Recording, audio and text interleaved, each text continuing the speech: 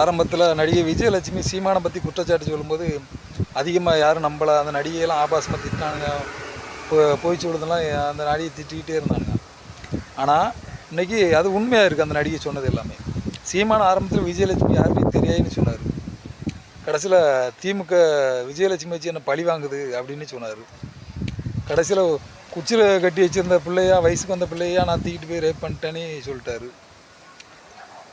இன்றைக்கி என்ன ஒத்துக்கிட்டாருன்னு செய்தி வருது. அட வெக்கங்கட்ட பயிலோடா, இதைத்தானே ஆரம்பத்துலேருந்து சொல்லிக்கிட்டு இருக்கோம். சீமானம் நம்பாதீங்கன்னு.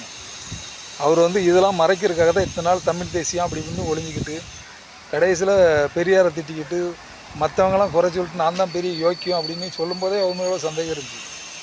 பார்த்தா கடைசியில் நடிகை ஏழ்மூலை கருக்கலைப்புலாம் செஞ்சுருக்காரு. பெரிய குற்றம், ஒரு பாலியல் குற்றவாளி, ஒரு ரேப்பிஸ்ட்டாக நிற்கிறார். இன்றைக்கி பெண்கள் வேறு அவர் பின்னாடி நின்று எல்லோரும் அவருக்கு ஆதரவு கொடுக்குறீங்க, சிரிக்கிறீங்க. கொஞ்சமாவது கூச்சப்படுங்க. இப்படி ஒரு பாலியல் குற்றவாளி பின்னாடி நின்று பெண்களுக்கே நீங்கள் எதிராக இருக்காதீங்க. அவருக்கு ஆதரவு கொடுத்துக்கிட்டு இந்த மாதிரி அவருக்காக ஒரு சகோதரி அழுதாங்க. உண்மையில சொல்கிறேன், நீங்களும் அதுக்கு வெட்கப்படுங்க. இந்த மாதிரி ஒரு பாலியல் குற்றவாளிக்காக அழுதுருக்கமென்ட்டு கூச்சப்படுங்க கொஞ்சமாவது. ஏன்னா பெண்களுக்காக யோசிச்சு பாருங்கள். இந்த மாதிரி ஆட்கள்லாம் ஒரு வழிகாட்டுறாங்க. ரேப் பண்ணிட்டு இப்படி திமிராக பேசிடலாம், அதிகாரத்துலேருந்து தப்பிச்சிடலாம்னு நினைக்கிறாங்க. நீதிமன்றம் இந்த மாதிரி ஆளுக்கு கடுமையான தண்டனை கொடுக்கணும்.